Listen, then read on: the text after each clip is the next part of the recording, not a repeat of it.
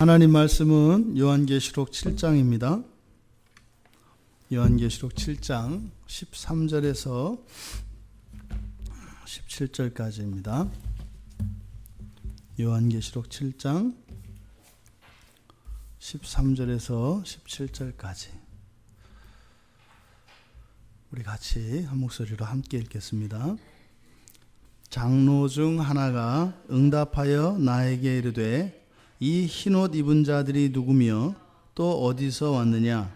내가 말하기를 내 주여 당신이 아시나이다 하니 그가 나에게 이르되 이는 큰 환난에서 나오는 자들인데 어린 양의 피에 그 옷을 씻어 희게 하였느니라.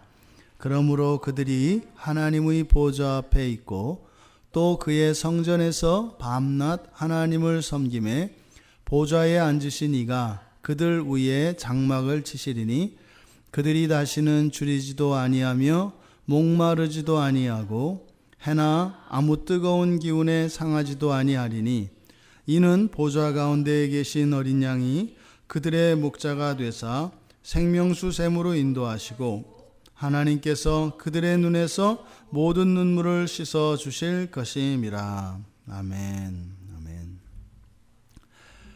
일곱째 인이 떨어지기 전, 그래서 여섯째 인이 떨어지고 재앙이 선포되어졌고요.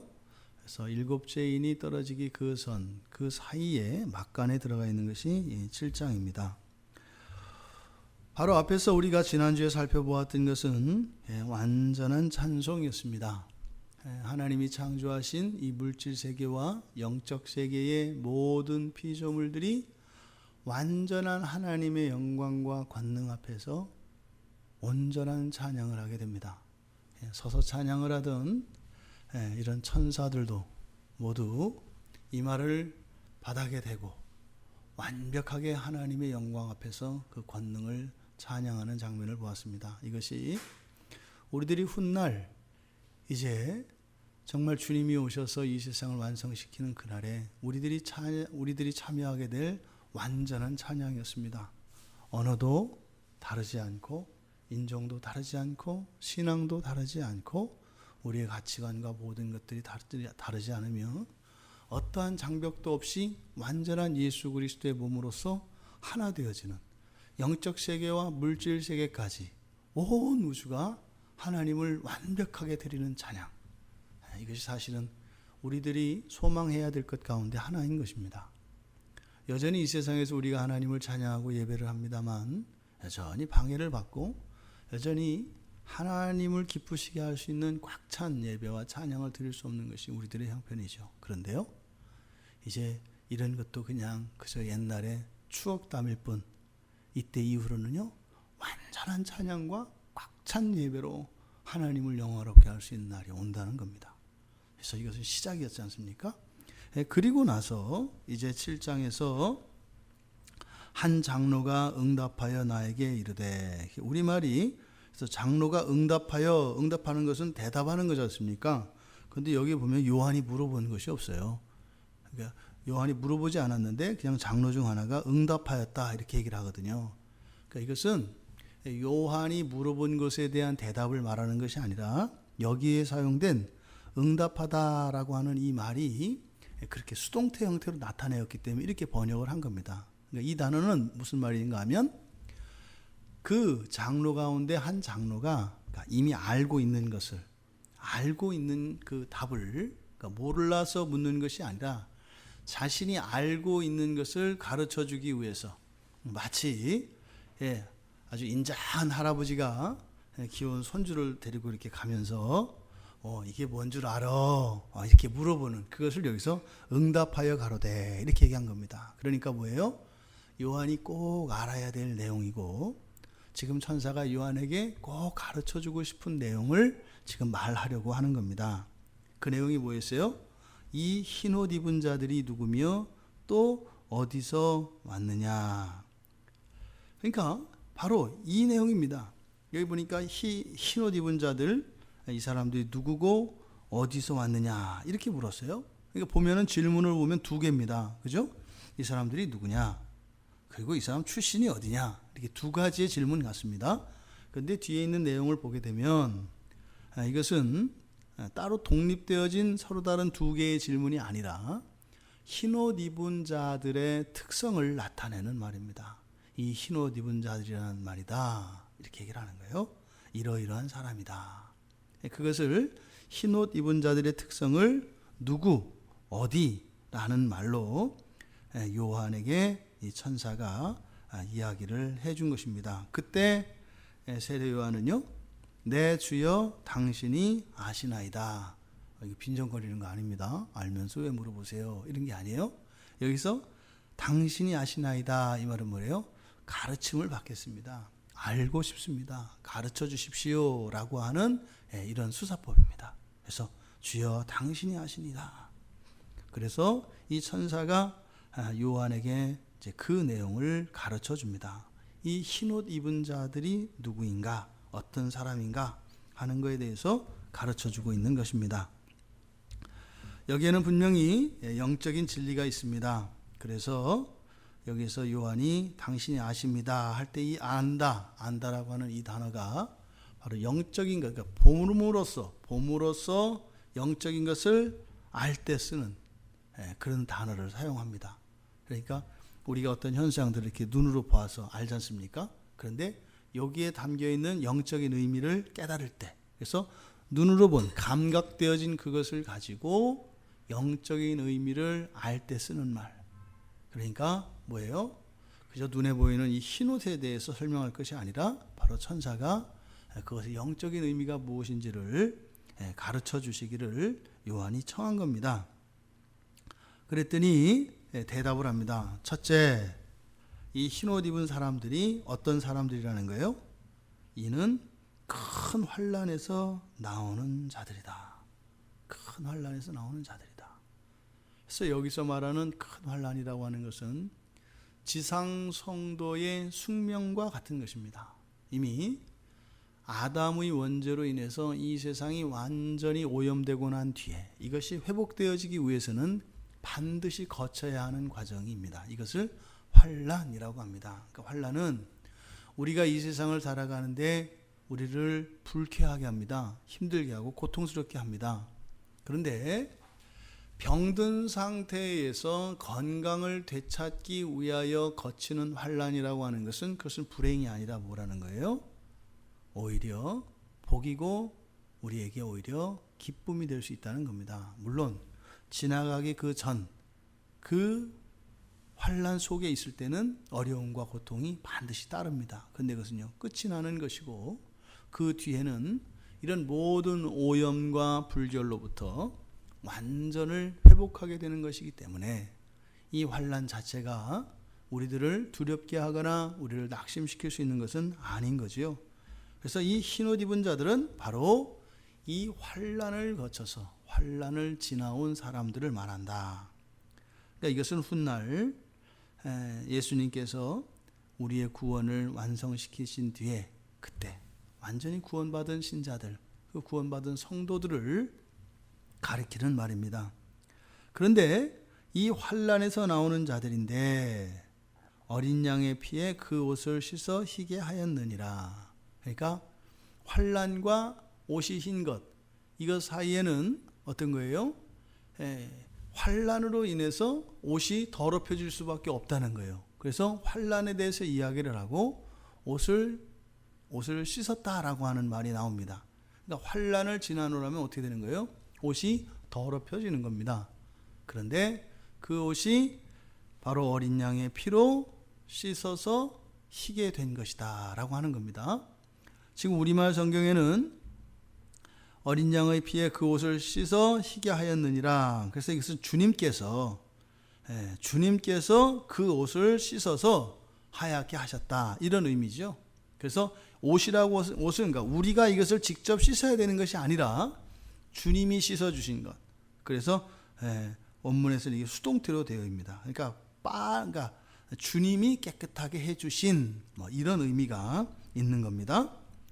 지금 이것은 이스라엘 사람들에게 있어서 정결의식에서 기인하는 겁니다. 출애굽기 19장 10절에서도 이스라엘 백성들이 하나님을 만날 때 하나님께서 이스라엘 백성들에게 하나님을 만나기 전에 그들의 불결을 씻고 정결하도록 명령하셨어요. 그때 옷을 빨고 입으라고 합니다. 그래서 여기서 흰 옷이 상징하는 것은 바로 정결을 의미합니다. 정결을. 구약에서도 성전에 가서 제물을 잡고 죄 용서를 받고 하는 이런 행위들이 무엇이에요? 옷을 빠는 행위죠. 이 옷이라고 하는 것은 우리의 육신을 이야기한다면 동물의 피로 드리는 제사, 이 제사의식을 통해서 우리의 죄된 몸을 씻어내는 것, 이것이 이제 구약에 있었던 제사의식이겠죠. 그런데 제사는 끊기지 않고 계속되어 왔지 않습니까? 왜 그랬을까요? 왜 이스라엘 백성들은 그렇게 때만 되면 절기에 또 자신이 또 이렇게 죄를 지었을 때 왜 계속해서 제물을 가지고 왜 갔을까요? 제가 씻겨요, 안 씻겨요? 안 씻기는 거예요. 안 씻기는 거예요. 그게 제가 이게 씻어지는 것 같지만 완전히 씻어지는 건 아니에요. 그러니까 어떻게 해요? 계속 제사를 드리는 거예요. 그래서 히브리서 11장 10절에 보면 이렇게 제사에 사용되어지는 제물의 피로 씻길 수 없는 그 한계에 대해서 이야기를 합니다. 그런데 바로 우리 주 예수 그리스도의 피, 그 보혈은 어때요? 단번에 완벽하게 완전하게 우리를 정결케 합니다. 그러니까 예수 그리스도의 이 어린 양의 피로 빨았다라고 하는 것은 바로 뭐예요? 그리스도의 의가 우리에게 덧입혀지는 것을 말합니다. 그러니까 우리 스스로 우리가 의롭게 되어지거나 우리가 죄 없는 사람이 되고 죄 없는 삶을 살아가는 것이 아니라 무엇이에요? 그리스도의 의로우심이 우리를 덮어 우리를 단번에 완전하게 의롭게 하신다는 겁니다. 그래서 여기서 이 흰옷은 바로 그 거룩함, 의로움을 상징하는 것인데 예수님께서 바로 그 의의 근거가 되어주신다. 계시록 22장 14절에도 자기 두루마리를 빠는 자들은 복이 있다. 지금 여기에서 이렇게 흰옷 입은 자들에 대한 이제 복 선언이 쭉 나오는데 이 계시록의 끝인 22장에 가서도 자기 두루마리를 빠는 자들은 복이 있다. 이렇게 얘기합니다. 그러니까 주님의 보혈로 그렇게 말하자면 입은 사람들이 아니라 입혀진 사람들이죠. 주님의 보혈로 흰 옷이 입혀진 사람들은 코올리기 어린아이를 이렇게 지저분한 옷을 엄마가 벗겨서 새 옷으로 갈아입히는 것과 같이 주님께서 우리에게 흰 옷으로 입혀준 것, 이런 사람들은 복이 있다. 이렇게 얘기를 합니다. 그런데 또한 그리스도의 의로 말미암아 우리가 이렇게 흰 옷을 입은 사람들이 되는데 또 한편으로는 위에서 이야기했던 것과 같이 환난과 관계되어 있습니다. 그러니까 환난을 지나올 때 어떤 사람은 어떻게 돼요? 더럽혀져요. 더럽혀진 사람은 어떻게 하세요? 그리스도께서 그리스도의 보혈로 빨아서 흰 옷으로 입혀주세요. 그런데 환난을 견디는 사람들이 있습니다. 환난에서 어떻게 해요? 더럽혀지지 않는 사람들이 있다고요. 그러니까 이 환난을 지나면서도 신앙을 지킨 순교자들, 계시록 6장 11절에 보면 그래서 순교자들에게 흰 두루마기를 입혀주십니다. 흰 두루마기를. 그러니까 그 환난 속에서 우리가 넘어지고 자빠지고 하면서 그냥 더럽혀지면서 지나온 사람이라 할지라도 어떻게 해요? 그리스도의 보혈로 깨끗이 빨아 흰 옷으로 입혀주시고 또 모두가 다 그 환난을 만난다 그래서 더럽혀지는 것이 아니라 환난을 견디는 사람들이 있다. 그래서 그 환난을 견디는 사람들, 그들은 바로 흰 옷을 입은 사람들이라고 합니다. 구약성경의 다니엘서 11장 35절에 보아도 무리 중에서 몇 사람이 몰락하여 무리 중에서 연단을 받아, 이런 어려움, 환난이 찾아왔을 때 그 연단을 받아서 정결하게 되며 희게 되어, 이렇게 얘기를 합니다. 그러니까 환난이 없으면 신자의 거룩함이 드러나요, 안 드러나요? 안 드러난다는 거예요. 그래서 환난이 와야 그 환난으로 연단을 받아 우리의 거룩함이 드러난다는 겁니다. 근데 모든 신자들이 환난에서 인내하느냐? 그렇지 못하다 이 말이에요. 넘어지고 자빠지는 사람들, 그 사람들은요 더럽혀진다 이 말입니다. 근데 그 더럽혀진 사람들조차도 신자들은 어떻게 하신다? 주님의 피로 깨끗하게 빨아 흰 옷으로 입혀주신다. 우리가 앞에서 보았던 사대교회에 의해서도 그렇게 옷을 더럽히지 아니한 사람들, 이 사람들을 이기는 자들이라고 하는데 그들은 흰 옷을 입을 것이다. 사실 우리들이 추구해야 될 것은 무엇입니까? 예수 그리스도의 보장에서 우리가 마음의 평화를 누리되 그리스도께서 우리를 거룩하게 하여 주시고 흰 옷으로 입혀 주신다고 하는 그 믿음으로 마음 놓고 우리가 더러워질 수는 없는 것이다. 지금 여기서 이야기하는 것은 마지막에 대한 안전 보장을 주시면서 또 성경의 예들을 통해서 그 환난도 우리들이 어떨만하다? 이길만 하다라는 겁니다. 모두 다 그리스도의 공로로 흰옷을 입게 됩니다만 그 환난을 지나면서 더럽혀지지 않는 순결한 신자들로 우리가 인생을 살아가기를 오늘 성경은 우리에게 교훈을 합니다. 그 흰옷을 입은 자들에 대한 약속이 쭉 이어집니다. 뒤에서부터. 그죠? 그러므로 이렇게 됩니다. 흰옷을 그 옷을 씻어 희게 하였느니라 하고 그러므로 여러분 보세요. 여러분이 누군가에게 어떤 보상을 이렇게 약속하실 때 왜 그럴까요? 이 환난을 지나면서 어떤 손해가 있고요. 거기에서 어떤 불이익과 부당한 일들을 당하는 겁니다. 이 환난을 지나면 그런 게 있는 거예요. 근데 환난을 지나고 났을 때 그래서 흰옷을 입게 되었을 때 그 환난으로 인한 모든 피해와 손해들에 대한 보상이 주어질 것으로 15절 이하에서 이야기하고 있는 겁니다.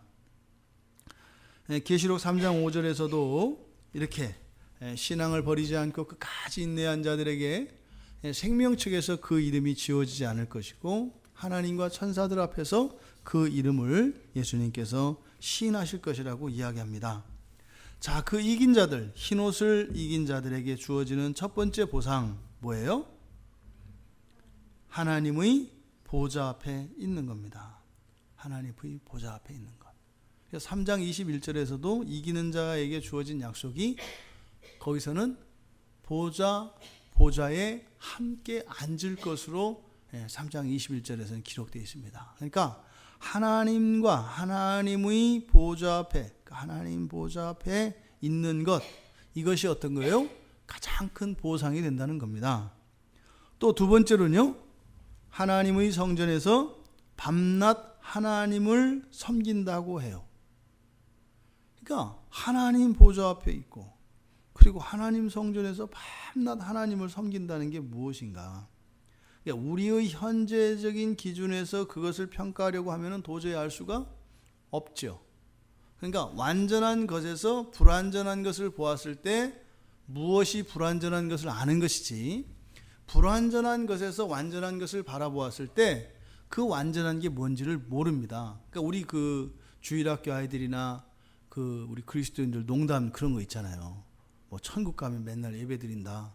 천국 가면 매일 찬양한다. 그러니까 그럼 나 천국 안 가고 지옥 간다고. 왜냐하면 이 세상 사는 동안 드렸던 예배나 찬양이 별로 즐겁지가 않았던 거예요.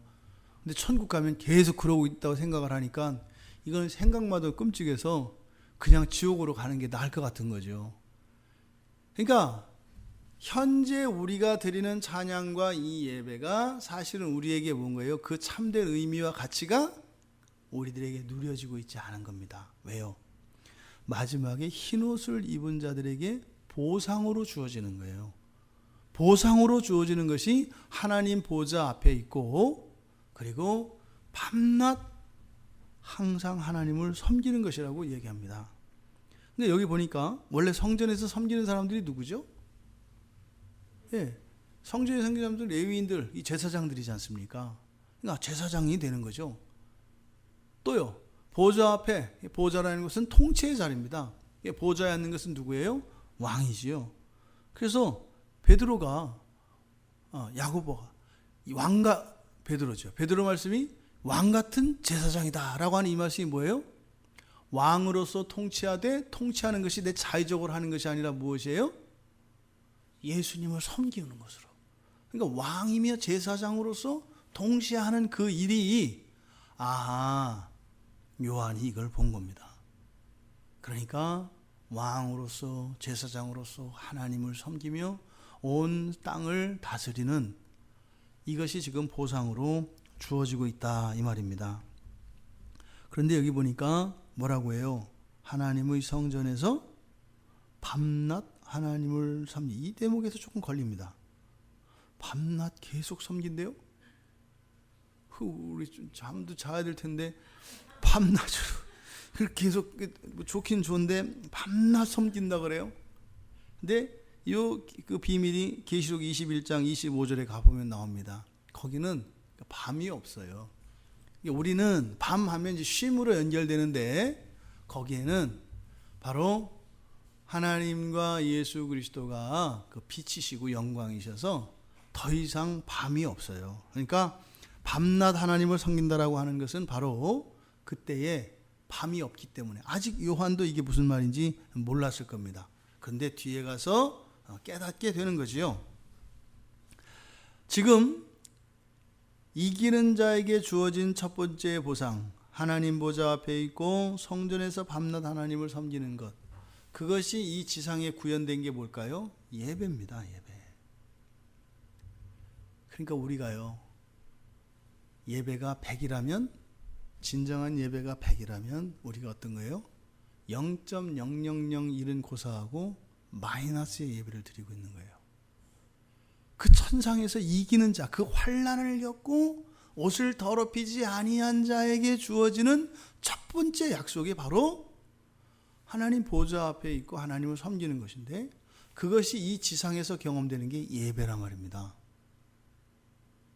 그러니까 뭐예요? 우리는 구원을 원해요? 원하지 않아요? 원하지 않는 거예요. 원하지 않는 거예요.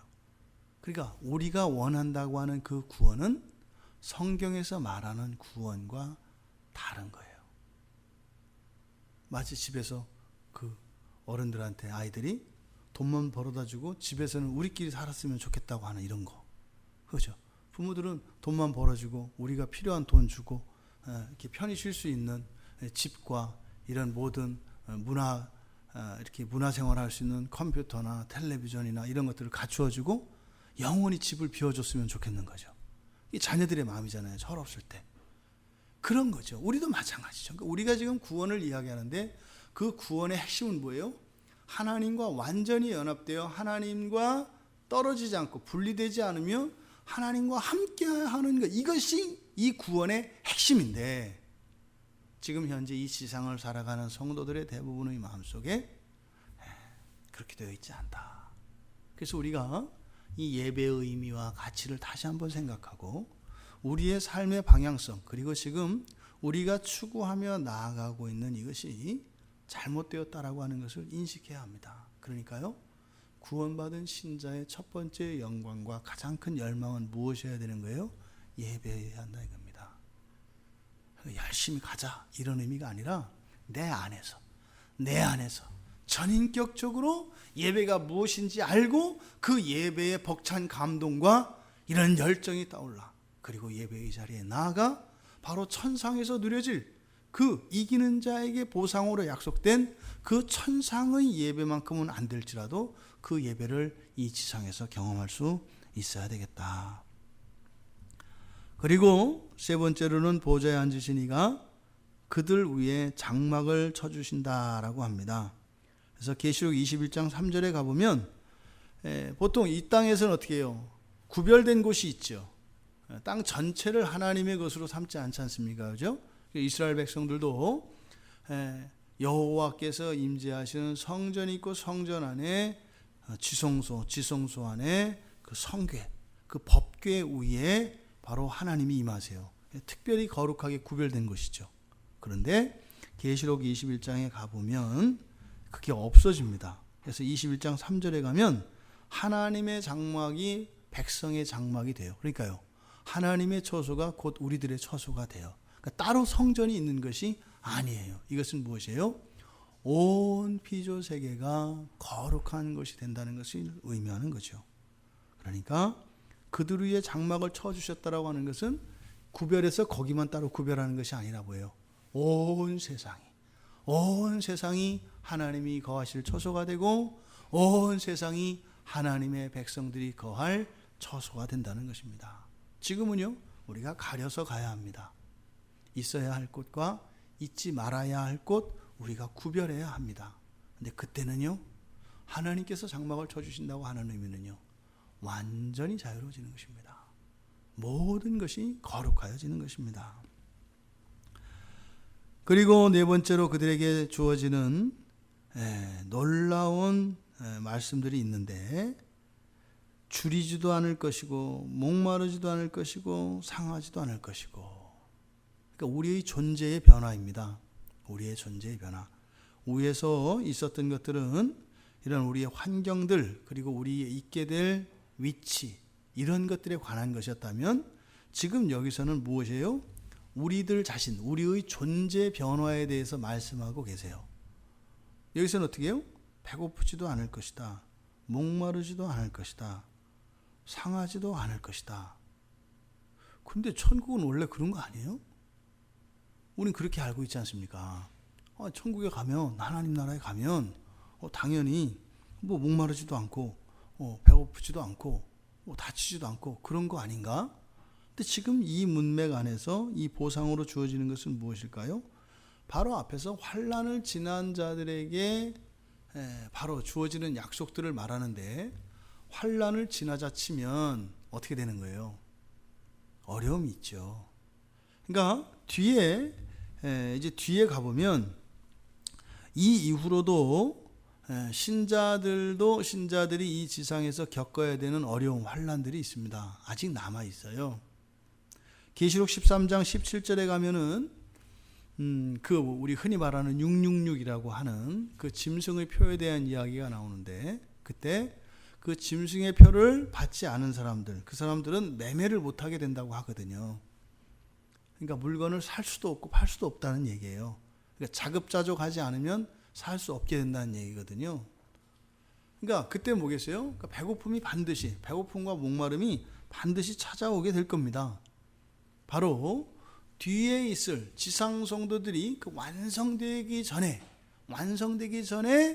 이 지상 성도들이 겪어야 될 환난이 있는데, 그런 환난이 온다 할지라도 어떻다라는 거예요? 줄이는 일 없을 것이고 목마른 일 없을 것이다. 염려하지 말라는 겁니다. 근데 왜 또 상하지도 않을 것이다? 이거는 이제 계시록 16장에 가면 그 이제 대접이 막 쏟아지면서 이제 재앙이 쏟아지는데, 넷째 천사가 대접을 딱 쏟으면은요, 하늘에서 불이 떨어집니다. 그 불이 떨어지면 어떻게 되겠어요? 다 타버린단 말이에요.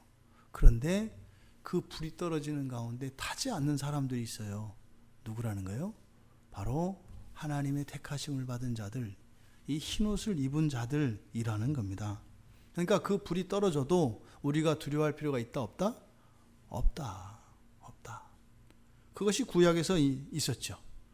다니엘 3장에 가면은 다니엘의 세 친구가 풀무불에 던져지잖아요. 그러니까 실제로 이 말씀이 구약에 이런 이미 예표가 있었단 말이에요.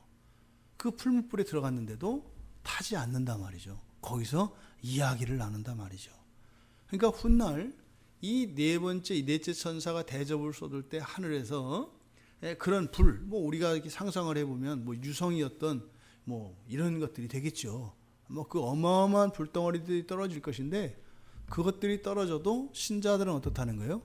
그거로 상하지 않는다는 겁니다. 그러니까 두려워할 필요가 없다. 왜요? 앞으로 이제 이 진노와 심판에 대한 이야기들이 쭉 나올 것인데, 존재론적으로 바로 하나님의 택하신 백성들이 어떠한 상태가 되었는 것을 지금 이야기해 주는 것입니다.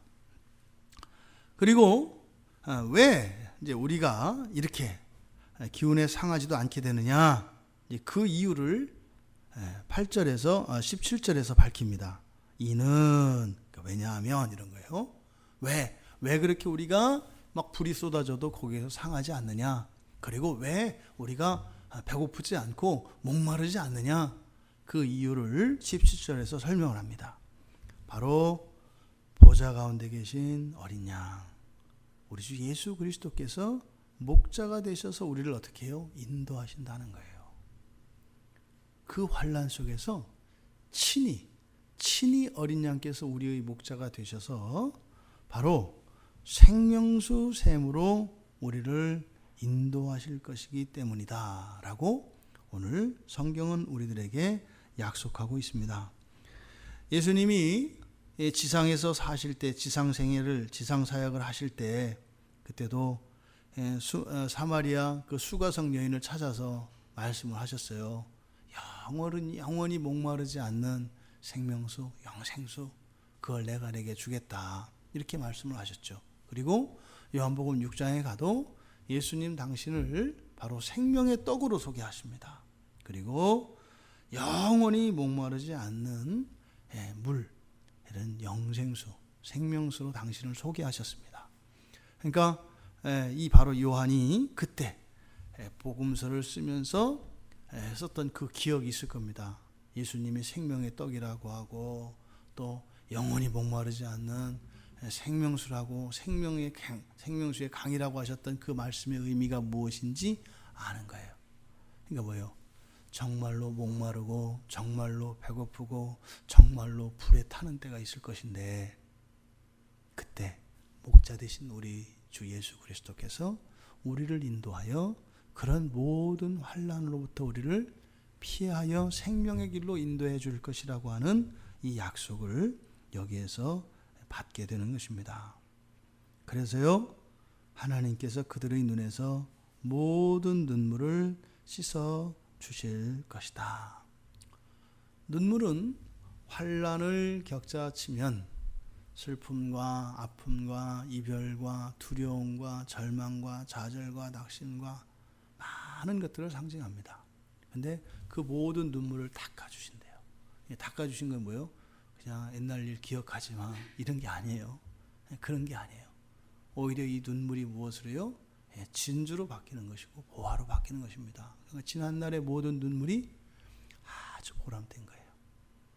아주 값지고 의미 있고 오히려 그것으로 감사할 수 있게 되는 것을 말합니다. 이 요한계시록 7장은요, 바로 6장과 8장 사이에 위치해 있는데 이것은 마치 그 종말의 재앙이 이제 막 쏟아진단 말입니다. 그러니까 우리가 이제 이 요한계시록을 읽기를 약간 꺼려하는 이유가 그런 내용들이 막 나오기 때문이거든요.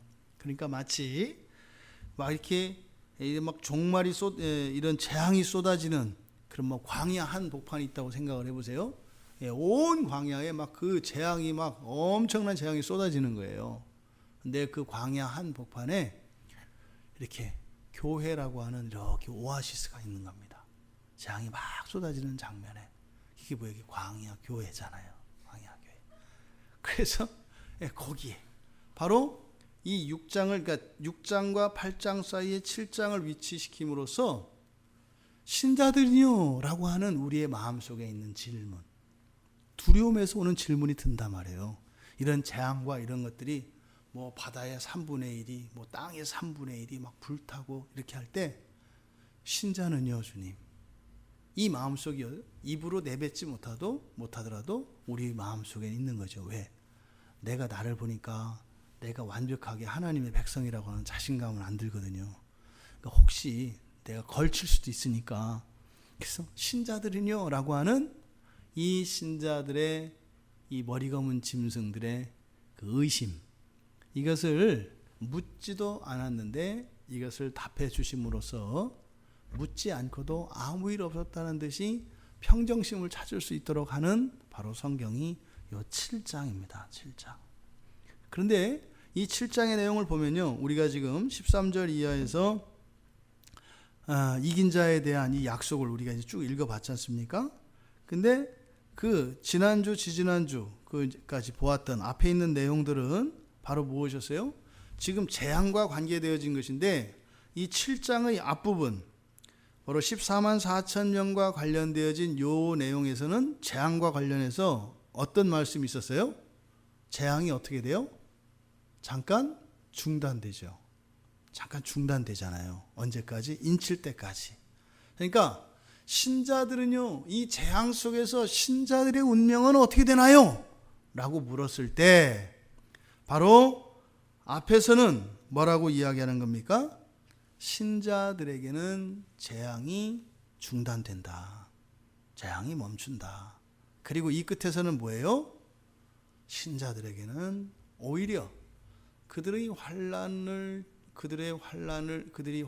지나 흰옷을 입게 되었을 때 주어지는 이 보상을 통해서 오히려 재앙 속에서 신자들에게는 어떤 일이 일어나요? 하나님의 보상이 주어진다는 겁니다. 그래서 이 재앙에 대한 두려움과 그 질문에 대해서 요한을 통해서 우리에게 주시는 것은 무엇이에요? 마지막 종말에 임할 이런 진노와 심판들, 재앙들이 신자들에게는 머리끝 하나도 탄 법이 없다. 반드시 지킬 것이다. 그러함에도 불구하고 바로 13장에서 나오는 것과 같이 이 신자들 가운데 일부의 사람들은 어떻게 해요? 환난 속에서 이러한 어려움을 겪어야 될 성도들이 있을 것이다. 그들에게는 또 더한 그 눈물에 대한 그 모든 환난을 받은 것으로 인한 그런 손해와 손실들에 대한 그것을 버금가는 보상의 약속이 지금 주어지고 있는 겁니다. 그리고 이 7장의 중심에는 무엇이 있어요? 찬양과 예배가 있습니다. 그러니까 지금 재앙에 대한 이야기를 지금 계속 하는데 이 7장을 삽입함으로써 우리가 어떤 순간에도 놓지 말아야 하고 어떤 순간에도 우리들에게 가장 소중한 것은 무엇이다? 바로 하나님을 향한 찬양과 예배다라고 하는 것을 이야기하는 것입니다. 여러분들의 인생에 하루에 그리고 일주일의 삶에 한 달의 삶에 여러분들에게 가장 의미 있고 가치 있는 것이 무엇입니까? 성경은 예배라고 이야기합니다. 만약에 나에게 그렇지 않다면 내가 주님께서 인도하시는 길, 주님이 걸어가신 그 길에서 벗어나 있는 것입니다. 우리가 이 성경 계시를 통해서 완성된 우리의 미래를 봄으로써 현재 우리의 삶의 길라잡이를 삼을 수가 있습니다. 그래서 방향을 잡을 수가 있다는 것이죠. 이럴 때 이것은 이렇고 이것은 이렇고가 아니라 믿음으로 결단하고 그것을 향하여 은혜를 구하며 나아가야 합니다. 그럴 때 정말 우리를 향하여 다가오시는 예수 그리스도를 맞이하는 기름을 가지고 있는 등불을 든 처녀와 같이 주님을 온전히 영접할 수 있는 사람들이 될 것이다 라고 하는 것. 부디 오늘 그리고 그동안 우리가 살펴보았던 이 요한계시록 7장을 우리에게 주신 사도 요한을 통해서 우리에게 주신 그 하나님의 참다운 뜻이 무엇일까? 우리가 지금도 살아가면서 이런저런 어려움도 겪고 환난을 겪는데 이러한 것들 속에서 우리가 어떤 생각으로 어떤 마음가짐을 갖고 그것을 어떻게 이해하며 살아가야 할 것인가? 이 말씀이 우리들의 생각을 정리하고 바른 그리스도인으로서 정말 우리 주 예수 그리스도 한 분만을 바라보며 살아가는 흰옷 입은 거룩한 신자들로 그렇게 준비되어져 가는 우리 모두가 되기를 주님의 이름으로 축원합니다. 우리 같이 말씀을